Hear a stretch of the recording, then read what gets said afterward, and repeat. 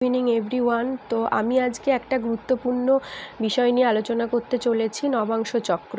তো কারোর যদি জন্মচার্ট থাকে, না থাকলে তোমরা আমাকে date of birth, time, birth place আমাকে দিয়ে দিতে পারো, আমি বের করে দেব, বা লাইভে যখন আসবো তখন আমি বের করে দেব। কিন্তু যাদের কাছে জন্মচার্ট আছে, জন্মচার্টের সাথে সাথে নবাংশ চার্টও থাকবে সেই ছকের মধ্যেই। তো রাশিচক্রে অনেক সময় দেখা যায় কোনো প্ল্যানেট প্রচুর স্ট্রং হয়ে বসে রয়েছে বা উচ্চস্থ ঘরে আছে, স্বক্ষেত্রে আছে, কিন্তু সেই গ্রহের দশা অন্তর্দশা চলাকালীন দেখা যায় সেই গ্রহ সেই রকম উচ্চস্থ জায়গায় থাকলে যতটা পাওয়ারফুল বা যতটা শুভ ফল দেবে, বা নিজ ঘরে থাকলে যতটা শুভ ফল দেওয়া উচিত ততটা শুভ ফল দিতে পারছে না।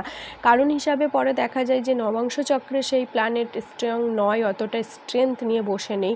অনেক সময় দেখা যায় যে মেষ রাশিতে রবি, এটা হচ্ছে উচ্চস্থ জায়গা, রবি ধরেই আমি বলছি, রবির উচ্চস্থ জায়গা মেষ রাশি, আর সিংহ রাশি হচ্ছে নিজস্ব ক্ষেত্র। তো সেক্ষেত্রে অনেক সময় দেখা যায় যে নবাংশ চক্রে রবি হয়তো এখানে পড়েছে কিংবা শত্রু ক্ষেত্রে পড়েছে। তো এই রবি যদি আপনারা দেখেন যে রবি আমার মেষ রাশিতে আছে বা সিংহ রাশিতে আছে, খুব স্ট্রং, পাওয়ারফুল, বা কোনো মিত্র ক্ষেত্রে আছে, সেক্ষেত্রে খুব পাওয়ারফুল বা খুব ভালো কাজ দেবে। কিন্তু সেটা হবে কখন? নবাংশ চক্রে যদি রবিও পাওয়ারফুল বা স্ট্রেংথ নিয়ে বসে থাকে, সেক্ষেত্রে পুরোপুরি শুভ ফল রবি দিতে পারবে।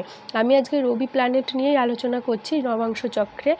যে কোনো প্ল্যানেট নিয়ে আলোচনা করা যায়, তোমাদের 9টা প্ল্যানেট কোন কোন ঘরে বসে আছে সেটা নিয়ে তোমরা দেখতে পারো। তো আজকে আমি রবি নিয়ে আলোচনা করছি। তো রবি দেখা গেল যে কারোর মেষ রাশিতে আছে বা সিংহ রাশিতে আছে বা মিত্র ক্ষেত্রে আছে, বা এখানে যদি দেখা যায় সেটা নিচস্থ ক্ষেত্রে, রবি জানি তুলা রাশিতে নিচস্থ হয়, তা তুলা রাশিতে আছে বা এখানে আছে, শনির ঘরে আছে বা এখানে আছে, তখন কি হয়, রবি সেইভাবে রবির দশা অন্তর্দশা, প্রত্যন্ত দশা পিরিয়ডে বা গোচরে সেইভাবে শুভ ফল দিতে পারে না। কিছুটা শুভ ফল দিলেও লাস্টের ক্ষেত্রে দেখা যাবে, বা মানে দশা চলাকালীন দশা অর্ধেক হয়ে গেছে বা লাস্টের দিকে দেখা যাবে রবি ততটা স্ট্রেংথ বা ততটা পাওয়ারফুল ফল দিতে পারছে না।